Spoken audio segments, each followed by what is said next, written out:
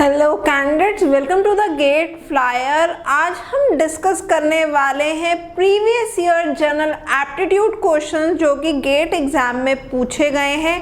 तो चलिए इसे फटाफट से स्टार्ट करते हैं और समझते हैं कि किस तरीके के क्वेश्चन जो हैं गेट के एग्जाम में पूछे जाते हैं जनरल एप्टीट्यूड सेक्शन से और कैसे हमें उन्हें सॉल्व करना है।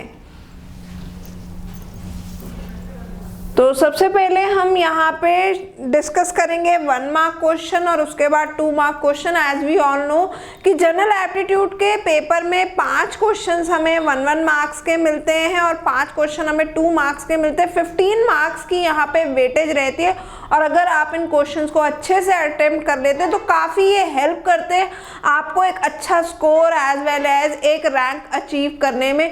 तो चलिए डिटेल में इन्हें डिस्कस करेंगे, लेकिन चैनल पे नए हैं तो चैनल को जरूर सब्सक्राइब कर लीजिएगा। वीडियो को ज़्यादा से ज़्यादा गेट एस्पिरेंट्स के साथ, अपने फ्रेंड्स के साथ, अपने कलीग्स के साथ शेयर कीजिएगा जिससे कि उनको हेल्प मिले गेट 23 की प्रिपरेशन में।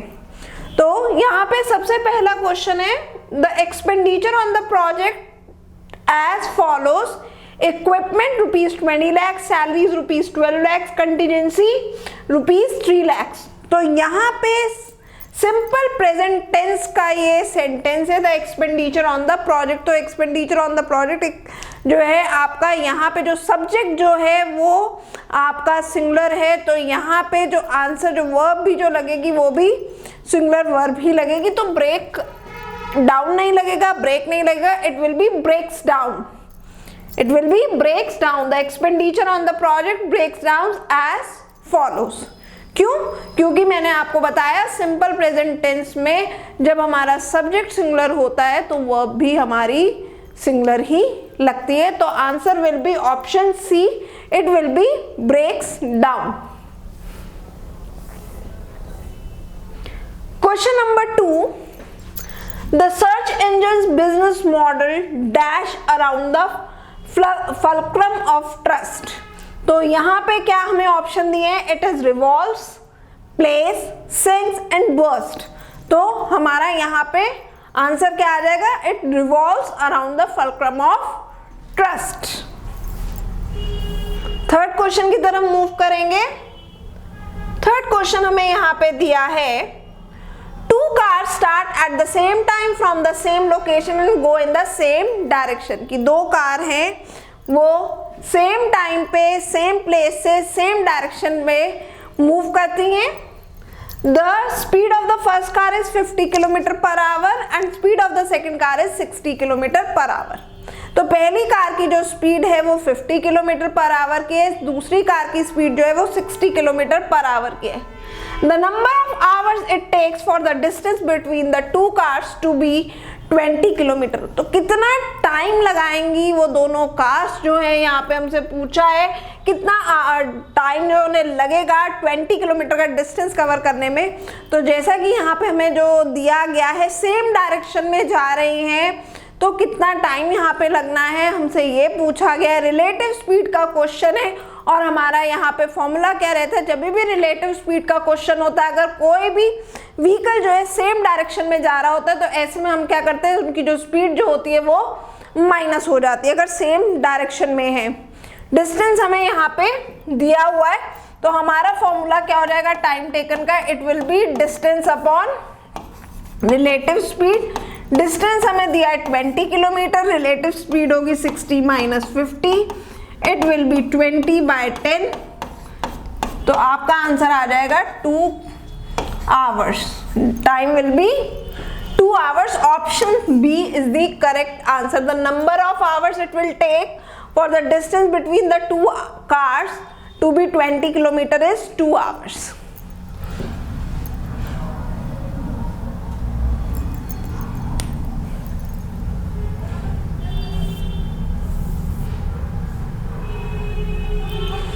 Question number 4, 10 friends plan to share equally the cost of buying a gift for the teacher.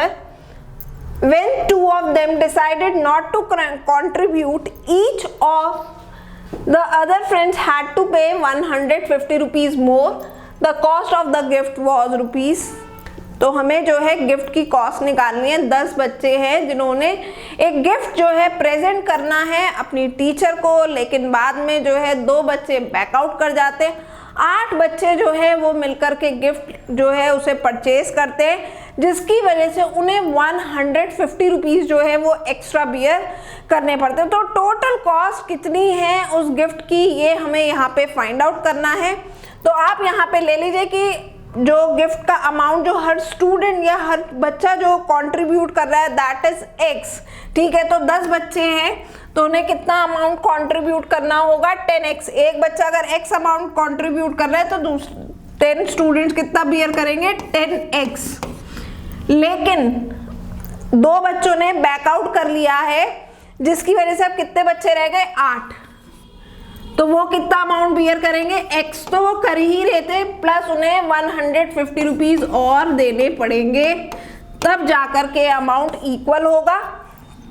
Simple है, आप इसे सॉल्व कर लीजिए। It will be 10x is equals to 8x plus 1200। तो x की जो वैल्यू आएगी इट विल बी 600, कि एक बच्चा कितना अमाउंट बियर करेगा, कितना अमाउंट जो है कंट्रीब्यूट कर रहा है, इट इज 600। तो गिफ्ट की कॉस्ट कितनी होगी, 10x is equals to 10 multiply by 600, it will be 6000। तो गिफ्ट की कॉस्ट होगी 6000।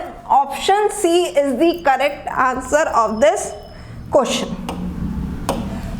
नेक्स्ट क्वेश्चन की तरफ मूव करेंगे।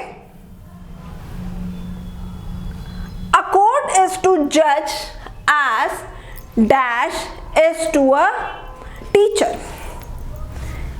यहाँ पे हमें एनालॉजी का क्वेश्चन दिया है रीजनिंग का। कोर्ट जो है इट इज रिलेटेड टू जज। सेम वे में टीचर किससे रिलेट करेगा, तो जज कहाँ पे वर्क करता है, अ जज works in a court. Same way a teacher works in a it works in a school। Option D is the right answer.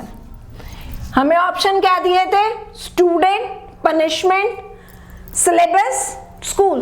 तो a teacher works in a school, so option D is the right answer of this question. तो हमने 1 mark के questions जो हैं उन्हें discuss कर लिया है। अब हम 2 मार्क के क्वेश्चंस जो है उन्हें डिस्कस करेंगे। थोड़े से जो 2 मार्क के क्वेश्चन होते हैं उनमें थोड़ा सा ट्विस्ट रहता है, हालांकि इजी होते हैं, इनमें आप इनमें भी बड़े आराम से जो है मार्क्स स्कोर कर सकते हैं। तो चलिए हम क्वेश्चन नंबर 6 देखते हैं। It is the police arrested 4 criminals P, Q, R and S। कि पुलिस ने 4 क्रिमिनल्स को जो अरेस्ट किया है उनके नाम यहाँ पे P, Q, R, S बताए हैं। The criminals knew each other, वो एक दूसरे को आपस में अच्छे से जानते हैं। And they made the following statements। अब उन्होंने क्या क्या स्टेटमेंट जो है पुलिस को दी है वो हमें यहाँ पे बताई गई है। P says Q committed the crime। P ने कहा कि क्राइम जो है वो Q ने किया है। Q says S committed the crime। Q कहता है S ने किया है। R says I did not do it। R क्या कहता है कि मैंने ये क्राइम नहीं किया है। S says what Q said about me is false। और S कहता है कि मेरे बारे में जो कुछ भी Q ने आपको बताया वो झूठ है। Assume only one of the arrested 4 committed the crime and only one of the statement made above is true। तो यहाँ पे हमसे क्वेश्चन में ये बात कही गई है कि एक ही व्यक्ति है जो क्रिमिनल है, जिसने ये क्राइम किया है, और ये जो 4 स्टेटमेंट्स है इनमें से सिर्फ एक ही स्टेटमेंट जो है वो ट्रू है। हु कमिटेड द क्राइम, तो हमें फाइंड आउट करना है कि क्राइम किसने किया है, क्राइम P ने किया है या Q ने किया है या R ने किया है, S ने किया है, ये हमें बताना है। तो हम क्या करेंगे, क्योंकि हमें 4 लोगों की या 4 अलग अलग स्टेटमेंट्स जो है यहाँ पे मिली है, तो एक एक की स्टेटमेंट को हम जो है यहाँ पे देखेंगे कि किसकी स्टेटमेंट सही है, उसके बेसिस पे एज्यूम करेंगे कि क्या आंसर जो है हमारा हो सकता है। तो सबसे पहले हम स्टेटमेंट लेते हैं P की। P ने क्या बोला है, P says Q committed the crime। तो मैंने यहाँ लिख लिया, पहले नाम लिख लिया P, Q, R, S, right. अगर मैं P की बात मान लूं ट्रू है, अगर P की बात सही है कि Q ने क्राइम किया है तो Q क्रिमिनल हुआ।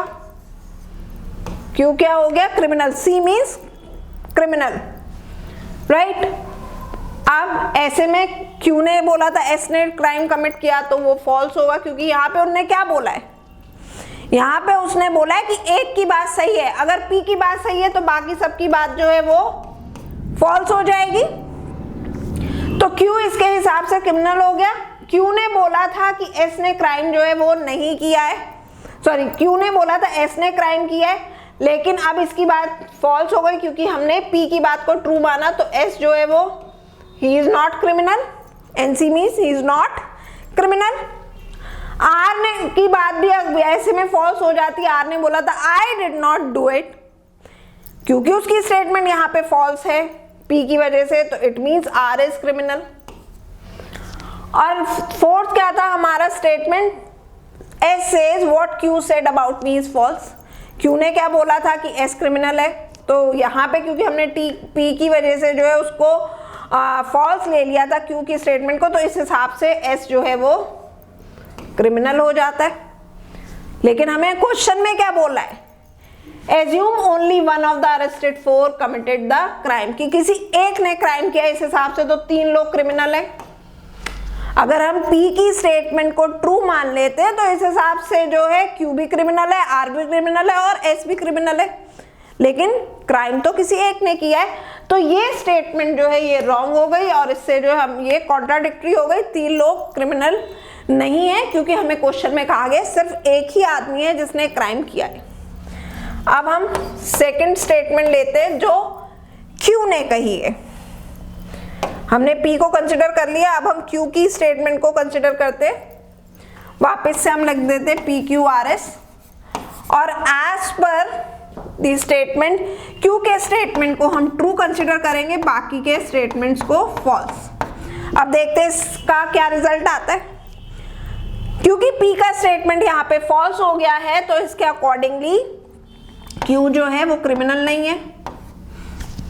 Q ने बोला S कमिटेड द क्राइम, हमने उसकी बात को सही माना है, तो it means S is criminal, right. क्योंकि अब हमने इसको कंसिडर किया है ना, Q को कंसिडर किया है कि Q सच कह रहा है, बाकी सब झूठ बोल रहे, तो उसके बेसिस पे हम रिजल्ट निकाल रहे हैं। अब R ने क्या बोला था? I did not do it, यहाँ पे उसका स्टेटमेंट फॉल्स है, it means R did the crime. और लास्ट है F ने सॉरी लास्ट है हमारा S, तो S का क्या था? What Q said about me is false, तो यहाँ पे तो वो फॉल्स है, तो S इज नॉट क्रिमिनल। लेकिन यहाँ पे 2 लोग अगेन क्रिमिनल हो रहे हैं, it is S and R, ठीक है ना। 2 लोग यहाँ पे क्रिमिनल शो हो रहे हैं और क्रिमिनल कितने हैं? एक ही क्रिमिनल है।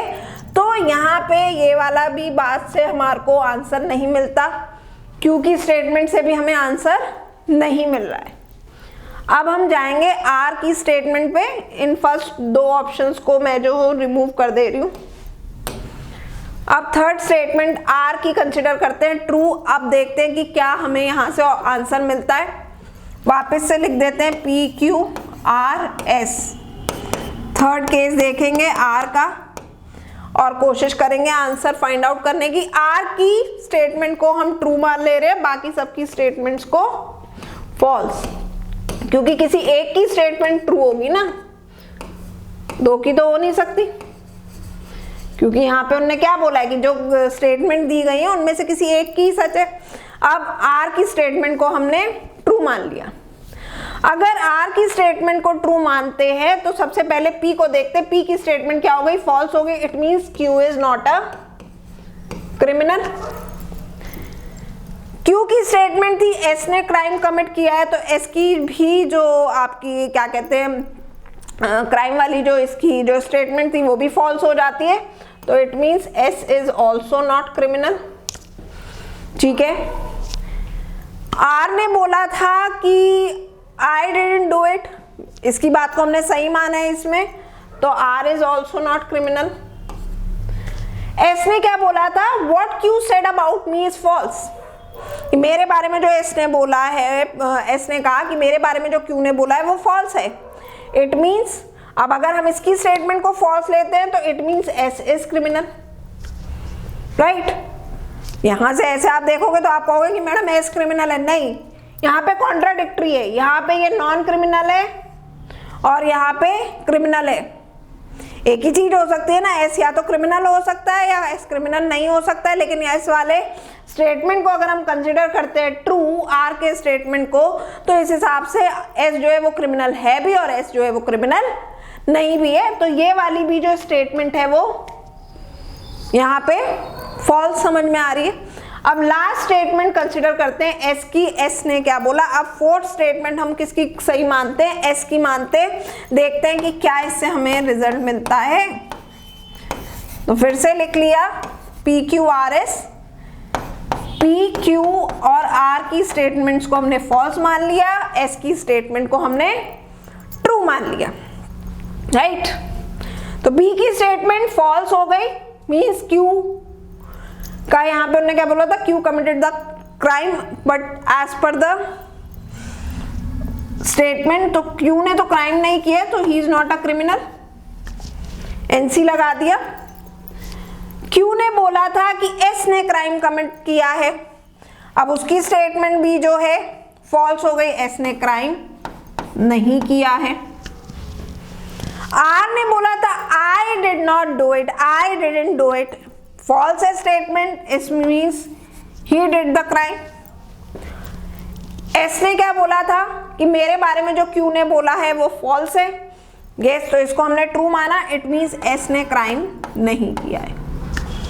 तो इससे हमारा आंसर क्या निकल रहा है, क्यू, एस और एस यहाँ पे हमें जो है फॉल्स मिल रहे, आर ने क्राइम जो है वो किया है। और क्या बोला था, किसी एक की स्टेटमेंट जो है वही सही होगी, तो एस की स्टेटमेंट जो है यहाँ पे हमें सही मिलती है। और अकॉर्डिंग टू इट हमारा आंसर क्या आता है कि आर ने ये जो है क्राइम किया है। तो option B is the right answer. Who committed the crime, R committed the crime. चारों केसेस आप कंसिडर करेंगे इस तरीके का अगर हमें क्वेश्चन मिलता है, और वन बाय वन हम एनालाइज करेंगे कि किसका आंसर जो है वो सही हमें मिल रहा है, किस केस से हमें आंसर जो है वो सही मिल रहा है। तो यहाँ पे हमें सही आंसर किससे मिल रहा है, S says what Q said about me is false, according to this statement R is the criminal. चलिए अगले क्वेश्चन पे बढ़ते हैं, काफी ट्रिकी क्वेश्चन था ये। Question number 7, in the given diagram teachers are represented in the triangle। कि यहाँ पे आप देख रहे होगे तीन पिक्चर्स बनी हुई हैं, एक ट्रायंगल है, एक एडमिनिस्ट्रेटर्स है और एक सर्कल है। ट्रायंगल रिप्रेजेंट कर रहा है टीचर्स को, रिसर्चर इन द सर्कल, जो रिसर्चर्स हैं वो सर्कल में दिए उनके number, and administrators in the rectangle, और रेक्टेंगल में किसके नंबर दिए हुए हैं हमें, एडमिनिस्ट्रेटर्स के नंबर दिए हुए। Out of the total number of the people the percentage of administrator shall be in the range of. अब हमें यहाँ पे क्या फाइंड आउट करना है, हमें फाइंड आउट करना है कि एडमिनिस्ट्रेटर्स की कितनी परसेंटेज है टोटल नंबर ऑफ पीपल से, राइट। हमें रेंज दी हुई है, क्या एडमिनिस्ट्रेटर 0 से 15% के बीच में है, क्या 16 to 30% के बीच में है, या 31 to 45%, या फिर 46% to 60% की रेंज में, ये हमें फाइंड आउट करना है। तो पहले तो हम यहाँ पे फाइंड आउट कर लेते हैं कि टोटल नंबर ऑफ पीपल कितने हैं। तो जितने भी यहाँ नंबर दिए हैं इन सबको हम प्लस कर लेंगे। तो 70 + 10 80, 80 + 20 100, 120 120 एंड 40 160। तो टोटल नंबर ऑफ पीपल कितने हैं, टोटल नंबर ऑफ पीपल हैं यहाँ पे 160। हमें एडमिनिस्ट्रेटर्स निकालने हैं, राइट। एडमिनिस्ट्रेटर्स के नंबर्स निकालने, तो एडमिनिस्ट्रेटर्स हमारे किस में है, रेक्टेंगल में। तो 10 20 20 इन तीनों नंबर्स को प्लस कर लेंगे, 10 + 20 30, 30 + 20 50, तो इट इज 50। और हमें क्या निकालना है, इनका परसेंटेज निकालना है, तो मीन्स 100 से मल्टीप्लाई करना होगा।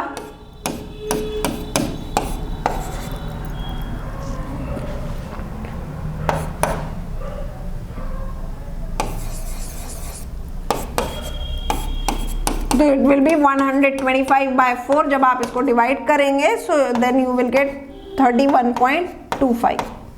तो 31.25 हमारा किस रेंज में आ रहा है? It is in the range of 31 to 45। Option C is the correct answer of this question. काफी सिंपल क्वेश्चन था ये, इसमें आपको कुछ नहीं करना था, सिंपल परसेंटेज जो है वो निकालनी थी।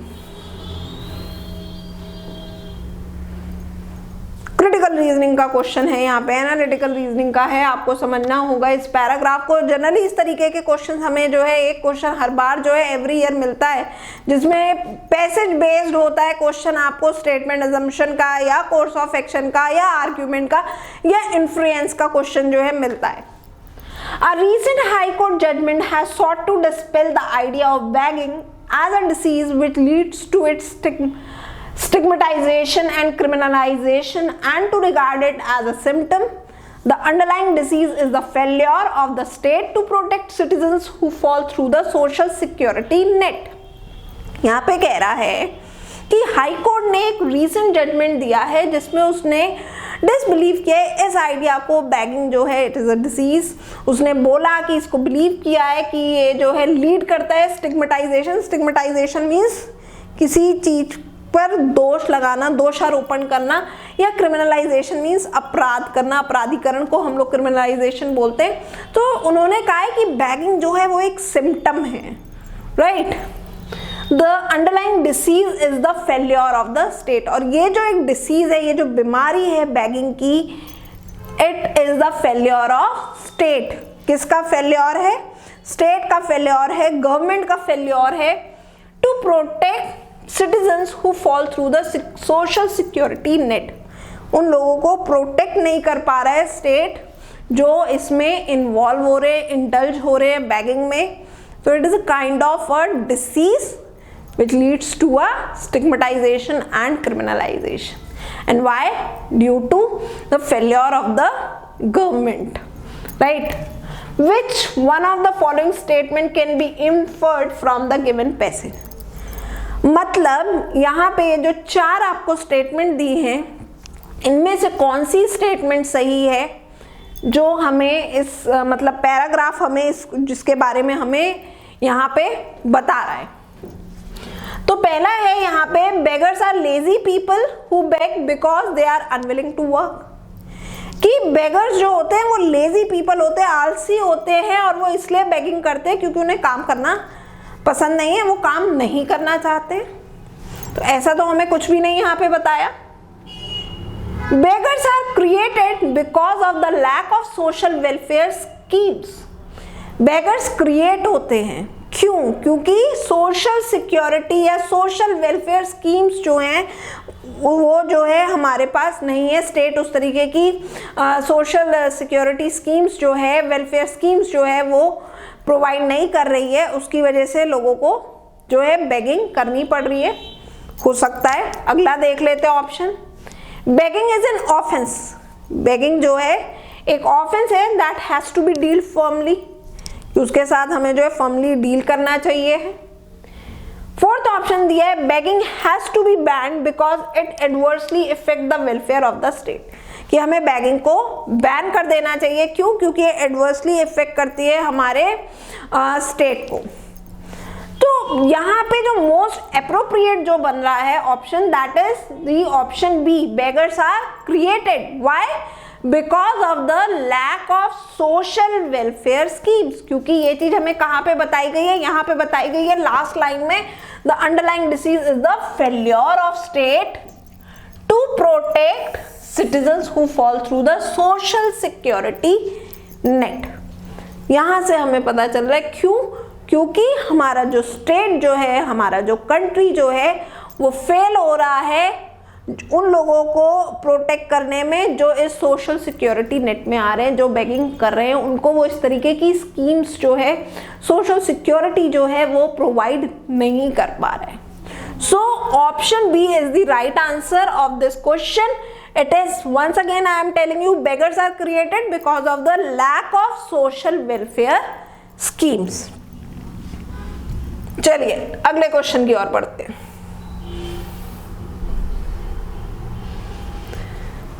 सो यहाँ पे देखने से लग रहा है मैथ्स का क्वेश्चन है, चलिए देख लेते हैं। In a college there are 3 student clubs. एक कॉलेज में 3 स्टूडेंट क्लब्स हैं। 60 students are only in the drama club. 60 students किस में है? ड्रामा क्लब में है, राइट। ओनली यहाँ पे क्लियरली मेंशन किया है, only in the drama club. 80 students are only in the dance club. Dance club में 80 स्टूडेंट्स है। 30 students are only in the maths club. 40 students are in both drama and dance club. 12 students are in both dance and maths club. 7 students are in both drama and maths club and 2 students are in all the clubs. तो हमें बताया गया है कि clubs में कितने कितने जो स्टूडेंट्स जो हैं वो यहाँ पे हैं। तो सबसे पहले हम जो है डायग्राम बना लेते हैं। वेन डायग्राम का क्वेश्चन है, देखते ही आपकी समझ में आ गया होगा। तो एक दूसरे को इंटरसेक्ट करेंगे ये। सबसे पहले हमें ड्रामा क्लब दिया था, फिर हमें डांस क्लब दिया था और लास्ट में हमें मैथ्स क्लब दिया था। अब वो क्या कह रहा है यहाँ पे कि ड्रामा क्लब में ओनली जो है 60 स्टूडेंट्स हैं, डांस क्लब में 80 स्टूडेंट्स हैं और मैथ्स क्लब में 30 students are only in maths club. 40 students are in both drama and dance club. लेकिन सबसे पहले हम देख लें कि तीनों में कितने, क्योंकि यहाँ पे ओनली नहीं दिया है, यहाँ पे बोथ वर्ड यूज किया है, यहाँ ओनली नहीं दिया है। तो पहले हम देख लें कि कितने। तो सारे क्लब्स में जो है कॉमन कितने स्टूडेंट्स है? 2 हैं। तो ये 2 मैंने यहाँ लिख लिए। अब हम आते हैं डांस एंड ड्रामा पे। तो डांस एंड ड्रामा में 40 थे, ये 2 हम माइनस कर देंगे तो 38 रह जाएगा। 12 students are in both dance and maths club. तो 12 स्टूडेंट्स है डांस एंड मैथ्स में, तो 2 हमारे ऑलरेडी यहाँ पे हैं, तो ये 10 हो गए। And 7 students are in both drama and maths. तो 7 थे ड्रामा एंड मैथ्स में, तो ये 2 माइनस कर देंगे, 5 आ जाएगा। ये हमारा निकल आया कि कितने कितने स्टूडेंट्स जो हैं किस किस ग्रुप में हैं। हमने यहीं तक क्वेश्चन पढ़ा था। अब क्वेश्चन क्या है? If 75% of the students in the college are not in any of these club, कि 75% बच्चा जो है अगर मान लीजिए इन तीनों ग्रुप में से किसी भी ग्रुप में नहीं है, then the total number of students in the colleges, तो कॉलेज में कितने बच्चे? 75% बच्चे अगर नहीं है तो इट मीन्स यहाँ पे जितने भी बच्चे हैं वो कॉलेज की कितनी स्ट्रेंथ हुई? टोटल 100% में से 75% माइनस कर देंगे। 25% जो स्टूडेंट्स हैं they are enrolled in these 3 groups और क्लब्स। इन 3 क्लब्स में ऑलरेडी एनरोल्ड है, तो 25% इनको प्लस कर लीजिए। यहाँ से हमें मिल जाएगा ये 25% कितना है, तो इन्हें हम प्लस कर लेते हैं। 60 प्लस 80 140, 140 प्लस 30 170। फिर हमारा आ गया 38 प्लस 2 40, 40 प्लस 10 50 एंड 55। तो 170 प्लस 55 इज 225 जो स्टूडेंट्स हैं वो एनरोल्ड हैं, which is equal to 25% of the total number of students in a college. ठीक है, हमें नहीं मालूम है कि कितने बच्चे हैं हमें कॉलेज में, वो हमें फाइंड आउट करना है। उन्हें हमने x कंसिडर कर लिया, उसका 25% is equivalent to this 225। तो हम इसे निकाल लेंगे, it will be 1/4। तो 225 मल्टीप्लाई बाय 4 is 900। तो टोटल नंबर ऑफ स्टूडेंट्स जो है वो कॉलेज में कितने हैं? 900। Option C is the right answer of this question. The total number of students in the college is 900, option C. चलिए, ये भी हो गया हमारा। अब हम लास्ट क्वेश्चन देखेंगे, question number 10। Okay, so this is a kind of reasoning based question. चलिए इसको भी देखते हैं। There are 5 students, no sorry, 3 of the 5 students allocated to a hostel put in a special request to the warden। 3 student हैं 5 में से जिन्होंने warden से एक अपनी स्पेशल रिक्वेस्ट की है Given the floor plan of the vacant room, select the allocation plan that will accommodate all their request. तो यहाँ पे हमें फ्लोर प्लान दे रखा है कि कौन कौन से रूम्स जो हैं वो खाली हैं और उनको ध्यान में रखते हुए, उनकी रिक्वेस्ट को ध्यान में रखते हुए हमें जो है उन्हें रूम्स जो हैं वो एलोकेट करने हैं. Request by X, due to pollen allergy, I want to avoid a wing next to the garden. X कहता है कि उसको जो है pollen allergy है, तो उसको वो wing नहीं चाहिए, वो वहाँ पे रूम नहीं चाहिए जो कि गार्डन के पास हो. Request by Y, I want to live as far from the washroom as possible since I am very sensitive to smell. तो Y कहता है कि वो जो है बहुत ज़्यादा स्मेल सेंसिटिव है, तो उसको जो रूम चाहिए है वो वॉशरूम से जितना दूर हो सके उतना ज़्यादा अच्छा है.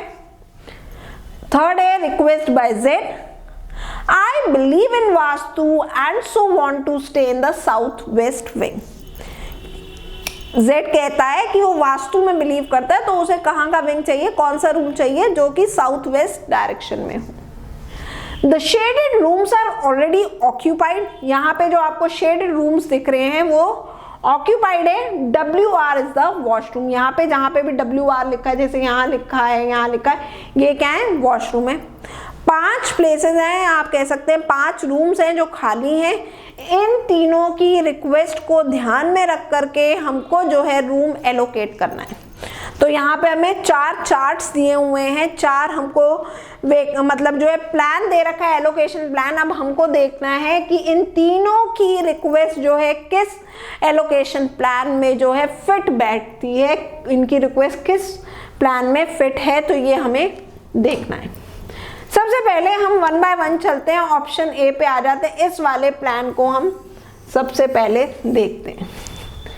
ठीक है, यहाँ पे X है, तो X की रिक्वेस्ट क्या थी कि गार्डन के पास नहीं होना चाहिए है, उसे पॉलन एनर्जी है, तो यहाँ पे X की बात तो फुलफिल हो रही है रिक्वेस्ट. Y ने बोला था I want to live as far from the washroom as possible, उसे वॉशरूम से दूर रहना, तो वॉशरूम इधर की तरफ है. Y की रिक्वेस्ट भी फुलफिल हो रही है. Z ने बोला था he wants to stay in the south west wing, लेकिन वो कौन से विंग में आ रहा है, इसमें नॉर्थ वेस्ट में. तो ये ऑप्शन तो हमारा ये एलोकेशन प्लान जो है वो फिट नहीं बैठेगा. क्यों? क्योंकि उसे साउथ वेस्ट में जाना है Z को, राइट. 2 की रिक्वेस्ट फुलफिल हो रही है, लेकिन हमें तीनों की रिक्वेस्ट को फुलफिल करना है, तो this plan is wrong hair, right. चलिए ऑप्शन बी पे आते हैं. ऑप्शन बी में हमें दिया है, फिर से आ जाते हैं, XYZ को देख लेते हैं. X की रिक्वेस्ट थी कि उसको जो है he wants to avoid a wing next to the garden, लेकिन यहाँ पे तो गार्डन के पास ही है, तो यही वाली रिक्वेस्ट है. ये जो आपका प्लान बी है वो फेल हो जाता है, गलत हो गया. चलिए सी पे आ जाते हैं. X ने क्या बोला था, X ने बोला था he wants to avoid a wing next to the garden, तो यहाँ पे ठीक है, X जो है वो गार्डन के पास नहीं है. Y ने बोला था I want to live as far from the washroom as possible, ये Y की बात भी यहाँ पे फुलफिल हो गई, वो वॉशरूम से दूर है क्योंकि वॉशरूम तो हमारे यहाँ पे है. Z ने बोला था he wants to stay in the south west, लेकिन अगर Z यहाँ पे है तो it means he is in the north east, इसकी रिक्वेस्ट फुलफिल नहीं हो रही है, तो ऑप्शन सी भी हमारा गलत हो गया. मतलब हमारा ऑप्शन डी सही है. चलिए इसको भी एक बार देख लेते हैं, क्योंकि 3 प्लान तो हमारे फेल हो गए. यहाँ पे लास्ट 4th वाला देखते हैं. X को गार्डन के पास नहीं चाहिए था, X गार्डन के पास नहीं है. Y ने बोला था he is very sensitive to smell, so he wants to stay away as far as possible from washroom, तो यहाँ पे जो है Y जो है वो भी जो है वॉशरूम से दूर है. और थर्ड था कि Z को कहाँ रहना था, साउथ वेस्ट विंग में, तो आप देखिए Z भी साउथ वेस्ट विंग में आ गया. तो यहाँ पे ऑप्शन डी जो है वो करेक्ट है, तीनों की रिक्वेस्ट को फुलफिल कर रहा है. जो 5 रूम थे उनमें से तीनों की मतलब उनकी जो तीनों की अलग अलग स्पेशल रिक्वेस्ट थी वो फुलफिल हो रही है हमारे किस में, ऑप्शन डी में.